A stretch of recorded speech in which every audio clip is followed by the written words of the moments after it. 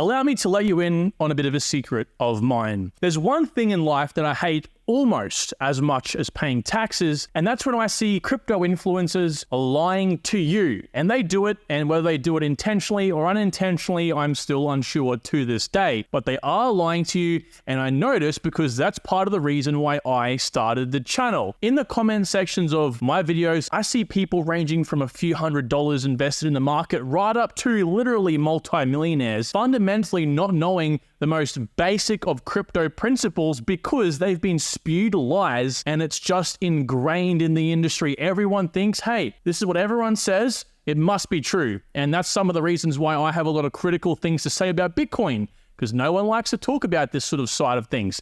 And today I'm going to give you all the power, the absolute ability to put these people on blast. Not literally, I don't want you guys hating on these people in the comments. Just take their, do your own research literally and use what I'm going to tell you today. And then, of course, analyze them and say, okay, this person obviously doesn't know what they're talking about, or they might actually have a hidden agenda. So with that being said, look, the intention is that you learn a lot today. And I would ask if you do to support my work by dropping a like on the video and subscribing, importantly, so you can achieve your crypto goals. And can I just say before we start, I'm not trying to crap on any of these gentlemen altogether. I think generally crypto influencers as a whole have tarnished the industry, because what really classifies someone as a crypto expert? Is it a certain amount of money? Is it a certain amount of research? It is a certain amount of time you spend in the market. What is it? What defines that? Okay. And a lot of these guys do and don't qualify as a crypto expert. I definitely do on the research front, right? Pure amount of hours and what I've kind of deducted from the industry, but I don't on the money front. I'm not a multi-millionaire from crypto, and some of these guys are the other way around. But generally speaking, I want to say a lot of them did make their money in the 2018 cycle. They've just come on here and started telling you about how they made money back then. And again, just please don't take this as I'm taking all these probably really great blokes and saying that they're all bad and crap. I don't know what they're talking about. Okay, I'm sure they're really great. I'm trying to teach you how to be switched on. Now, one guy I can confidently say, hand on my heart, that is a great dude, actually teaching great things in crypto, is the House of Crypto. Now, I'm guessing a lot of you already subscribe to Peter, and I would suggest you do with the bell on, because Peter is someone who I see as an equal in terms of he really does mean the best for his community when it comes to this industry. I'm not going to blabber on too much. All I would say is genuinely, like, Peter hasn't reached out to me to make this little insert in this video. Like, genuinely, I think Peter is a great dude, preaching some great things, and he really does mean well. So give him a follow if you do want to have double up on guaranteed quality information in crypto. Hopefully I'm that second person as well. So let's now begin. Now there's three kind of overarching questions I'm going to answer in this video, right? Three common mistakes that people make based on what these influencers are lying to you about. Keep in mind, again, some of these guys are just repeating what they've been told in the past. Some of these guys are intentionally saying these things, but equipping you with this information is going to allow you to take that on board and challenge what they say as an equal, right? As someone who is an expert or knows much more about the market. So with that said, what are the three things? Well, I think a better way I can tell you what these three things are is by giving you the scenario in which a crypto influencer would actually use this in one of their videos. They might say, guys, I think ICP is going to go to $1,000 because the chart looks like, well, we could probably go back up there again. So of course, in this case, we're talking about them giving crazy predictions on altcoins. A second example might be someone saying, hey, don't buy HBAR because it's got massive amounts of dilution, it's got inflation, and it's got 50 billion tokens in circulation. So of course, we're talking about token dilution. Have a look at vesting schedules and tokenomics in general. This is a very key principle of crypto. And a third example might be, hey, my project is a decentralized social project. Its metrics are off the chart. The developers, growth in addresses, the active accounts using the network, the fees. As you can see by these charts, they're all amazing, and it beats your crappy AI projects. And this question is going to answer the fact that people like to always look for the charts. The charts have to show upwards momentum,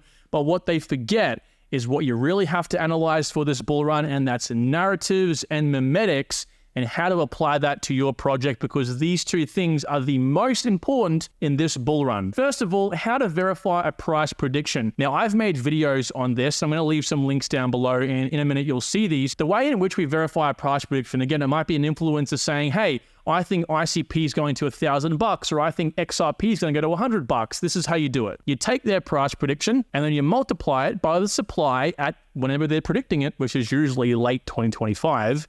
And that gives you the market cap. And all you got to kind of do then is ask yourself, is that market cap possible? Can my project reach that market cap? And it's very, very simple, guys. So this is how you kind of find your own price prediction. Again, I've made videos on this.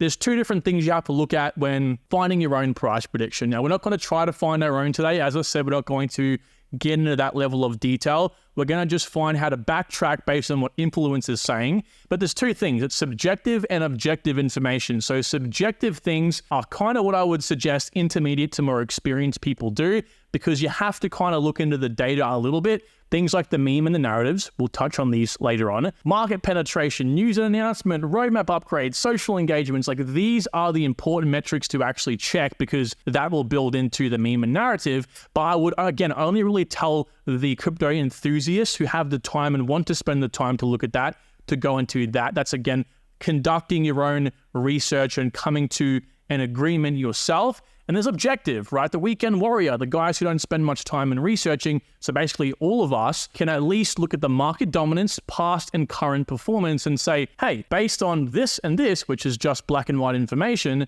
it's going to be this. And that's finding your own price prediction. Again, we're not going to spend much time on looking at that today. We're just going to look at how to actually backtrack from what these guys are spewing to you, right? These crazy predictions. And it's very simple. How we do it, again, is it's pretty much price multiplied by supply. So if we have a look at XRP at the current, situation, price and circulating supply, currently it's at 52 cents, okay? And if we follow the formula, 52 cents multiplied by the current circulating supply gives us a number of 28.4 billion. And that, of course, is the market cap. And I want to say these calculations are ever so slightly off, because CoinMarketCap and CoinGecko don't exactly get the supply correctly, and the market cap data pulls from somewhere else, but it's very, very accurate in the grand scheme of things. We're only ever so slightly off. As you can see here, we're about, $1 million off. Most influencers, what they'll do is they'll take the current supply and then they'll kind of get a price in mind, and then they'll kind of match them together and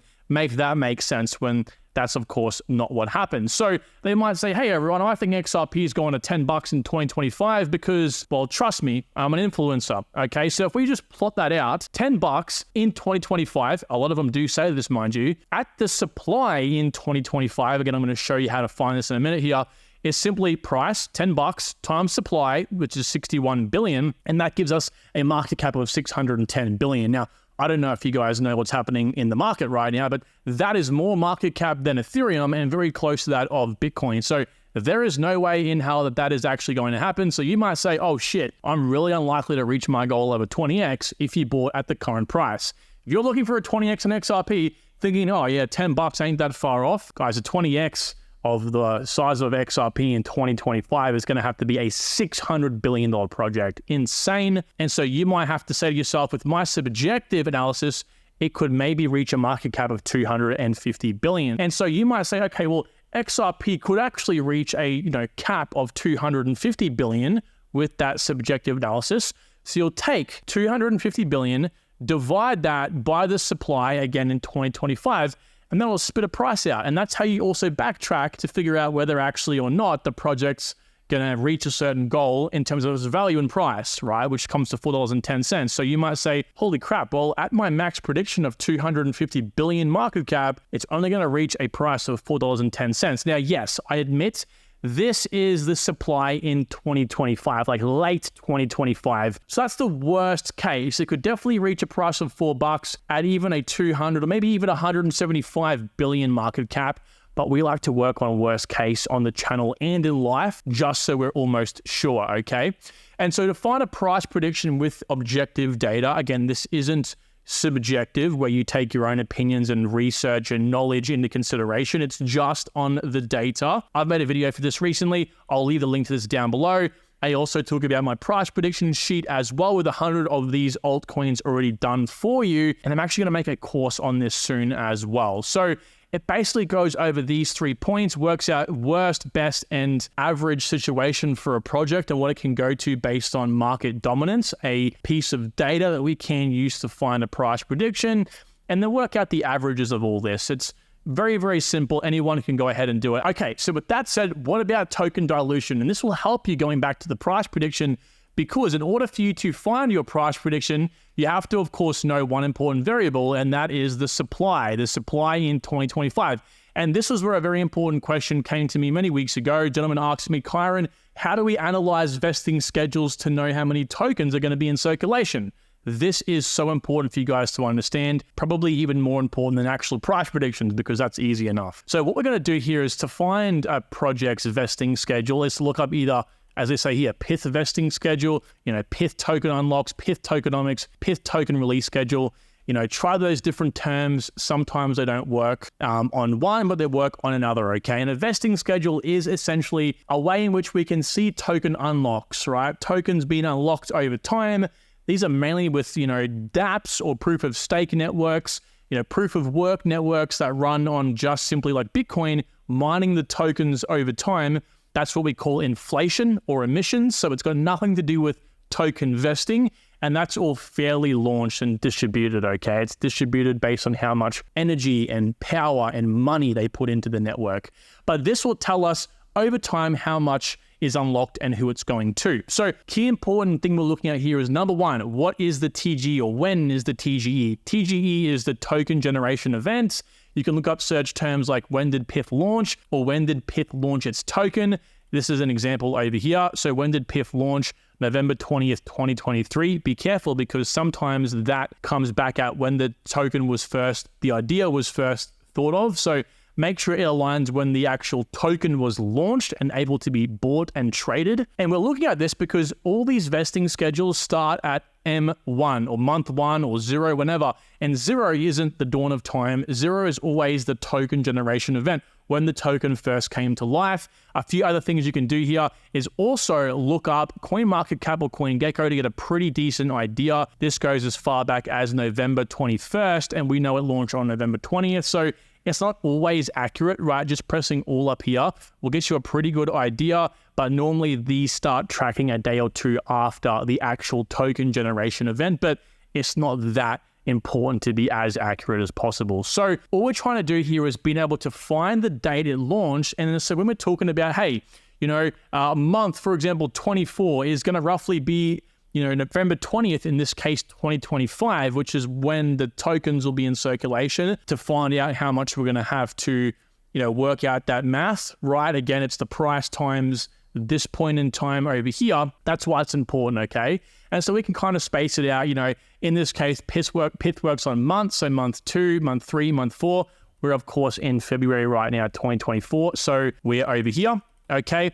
And, of course, if we fast forward to when we need to look at this in quarter 4, 2025, this is the point in time. And I would always recommend going to quarter 4 of 2025 because, again, we work on worst case. If you're like, well, Pith might have its all-time high, back in month 15, let's just say in early 2025. Well, what happens if it doesn't, right? So always work on worst case. And so what we do from this point in time is work up and across. So we kind of draw a line, if you will, roughly speaking, it works. Sometimes I get my ruler or pen out and I put it up to the screen and kind of roughly work it out. Doesn't have to be exact. It's nice and easy for Pith because it's nice and straight along these points, but a lot of protocols will look something like this, right? Where it kind of plateaus out like that. You'll just kind of roughly go up and go across. And for Pith, it's about 6 billion tokens.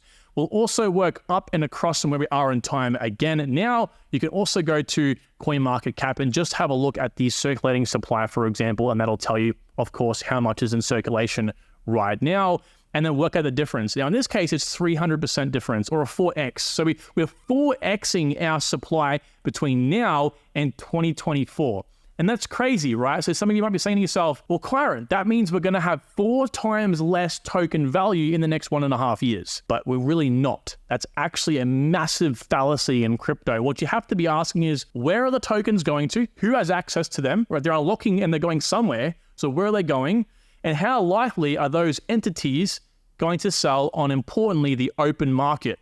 okay? Some of you are thinking to yourself, what the hell is he talking about? Some of you guys who have been subscribed to the channel the last few weeks know, because I've spoken about this a few times, this is where we have to analyze this, because you might think, I'm not going to buy Pith now because we're going to have 4 times the amount of tokens over the course of the next 1.5 years, which basically means we're going to have 4 times the amount of money flow into Pith just for Pith to stay at the current price. Insane. So we're going to have to basically have, what's that, $4 billion for Pith to stay at the current price, which is just not true at all. Because we go into this and have a look, okay, so where are these tokens being sent to, all right? And as we can see, to cut a very long story short for the premise of this video, Pith has about 4.5 billion tokens going to these 3 entities right here. This group, and this group over here. As you can see, we can kind of see them growing the most, particularly this one in the middle growing the most by far. And that is publisher rewards, ecosystem growth, and protocol development. Now, the only 2 other entities on this list that we really have to be concerned with is going to have this small slither and this existing slither over here. And what that pretty much means is we're going to have a look at who they are, right? So private sales in this case are these guys, and also community and launch are the ones that apparently, well, they do have all their tokens already. That was the airdrop, okay? And so all up in 2025, at this point in time right here, when we look to worst case find the circulating supply, there's going to be 900 million tokens likely sold from private sales, venture capitalists, and about 600 million given to, community and launch, the airdrop guys. Now, we know from experience that they already have likely sold their tokens, because most community rounds where people have airdrops, like you and I, they like to sell their tokens straight away, which does cause an initial pump and then dump in the price. Because it's free tokens, people want to just make their money back. So again, we're really only looking here at about 1.5 billion tokens out of the whole entire 6 billion, which again, mind you, is the current supply. So in reality, to cut a long story short, the price of Pith is already more or less priced in with all these tokens. So you're not going to have that dilution where everyone thinks, oh my God, all these tokens are coming in circulation. That means the price has to fall. Well, I hate to give you guys, again, a long story short here, but in reality, it doesn't happen like that. We look at projects like Optimism, for example. Arbitrum will be another example of this soon, where you have literally 2 times the amount of tokens entered into circulation the next day, and the price of the project doesn't dump. It only dumps, as I said before, if they sell on the open market, which is why we have to come to the token distribution. Have a look at these people. How much of the tokens do they have, and when are they going to be unlocked? More importantly, who are these people, right? Is there a chance they're going to actually sell their tokens on the open market? And that is why you'll come to, again, look up, Pith vesting schedule, Pith token unlocks, Pith tokenomics. Scroll down past the vesting schedule you can see here, past the distribution, and have a look at who these are. Publishers, right? Have a look at their, even if they might have a chart on it, it definitely helps if they do. Ecosystem growth, who are these people? Protocol development, they have the majority of the tokens. What are they, and are they going to sell? Right? And they're going to sell in the open market. Okay, and you have to ask yourself that question. So ultimately, take a look at the third-party entities as well. These third parties are what I call the people who we have to actually be concerned with, these people in red over here. Anything relating to people who are likely to sell their tokens immediately or for a profit, okay? Because ecosystem growth, these might be sent privately over the counter to ecosystem projects for grants, but they're not going to want to sell their tokens because that's going to impact the quality of the project they're building on. Okay, so again, we're only really concerned with what I call third parties, people that don't really need to sort of have a vested interest in the success of the network. They just want to make a profit back. And in this case, projects like Near Protocol actually specifically point out these venture capitalists, all these third parties, and say we're only picking the people who have, again, that vested interest in the network, which is why it's important we have a look at some of the descriptions on these people. So we're not just looking at the people that are green, we're not looking at the guys who are unlikely to sell and who they really are, and if they do or can sell, we're also here looking at the people who are likely to sell, because there might be a specific clause in the reasons why they're chosen by Pith, Near Protocol, Mina, Cardano. Okay, so it's very important we have a look at the descriptions of these entities. And personally speaking, I don't really take a project seriously if they don't have this information publicly available. If they have none of this, what you're looking at right now, I don't take them seriously. I kind of put them in the back of my mind and move on. I'm very strict with where I put my money, and this is what I look for. So Pith, Mina Protocol, and the Near Protocol, these are primary candidates of how you should be looking at projects. If you want to research a good tokenomic structure and how it's nicely displayed, looking at those 3 projects, you will learn the most. And the unfortunate truth is the influencers won't tell you any of that stuff. Most of them don't know that, right? They don't know that most of the time, this sort of token dilution actually won't impact price, and price is more or less already priced in, because it depends, again, who these tokens are being sent to, and it only impacts the price if they're sold on the open market. Otherwise, it doesn't impact the price at all, okay? So last, we're gonna have a look at how to know if a narrative will do well in 2025 and how it'll apply to a project as well. So there's 2 things we have to look at: the last 12 months performance and the next 2 years of growth. For those who don't know, narratives are pretty well what are projects known for. An oracle is the likes of PIF, like I just mentioned, Chainlink as another example. What's a layer 1 project? That's a type of narrative. Of course, Multiverse, X, Cardano, Solana, Ethereum, they're all layer 1 projects. So the last 12 months of performance is important because we have to know what's kind of ramping up for the bull run. And this is a perfect example right here. This was a little, bunch of data pulled in from CoinGecko. AI looks like it's taking predominance here. GameFi, meme coin, Solana, so on. But importantly, crypto moves fast. So we don't want to use old data specifically. We want to use new data as well, which is why it's important to also have a look here at some of the performance in the last 3 months. And as you can see, layer 2s, AI, layer 1s, real world assets, and so on are the primary narratives. So it's without a shadow of a doubt that layer 2s, AI, layer 1s, oracles, some of these based narratives are going to be the most popular of the bull run, at least temporarily. Again, some will pop up like DeepIn. And so what I've done is forecasted the next 2 years of growth where I think these markets will have the most, growth. And what you really need to look at here is not just crypto, but also real world. AI is a primary example. DeepIn as another example will actually have a lot of real world growth. And that'll, of course, overlap into crypto because of that as well. A lot of these crypto narratives are just crypto. The ones that hit both in the next 2 years, not the next 7 years, the 2 years, are going to be the ones you really want to focus on as well. And again, I've outlined them and ranked them out of 10, as you can see here. I think I've hit most of the big narratives. So I've got this publicly available on the channel and also in the private community. Links will be down below. You guys will have access to whenever I update this sheet. So ideally, you want your project to hit 3 top narratives. That's 8 out of 10 or more for the 2025 bull run, and also offering something unique versus the competition in that narrative. Now we're looking to add a narrative tracker to the private community soon, so you guys will be able to keep up to speed with what your projects are known for and what narratives are popping off at the current time in the market. And so again, you kind of want to hit your project or find the projects that hit multiple of these top narratives. So some projects like Hit AI, DeepIn, and Layer 1 all at once, they're focused on this. Example of that is AOS Network. And so of course, if AOS then separates itself and has something unique, which is the meme about it versus its other competition in those 3 narratives, you've got a winner. Now, you can just hit one narrative really well. It might just be a really good AI project, and that's fine. But the more you stack, the better it becomes. It's as simple as that, right? And so guys, with that being said, look, I really want you to consider the things I've said here, and just, again, it's not financial advice. So take it on board and think about it in your own terms and how you can apply it to your own research, and just keep an ear out for these guys telling you things that are completely wrong that are going to get you wrecked. Thanks so much. Talk to you all soon. Take care.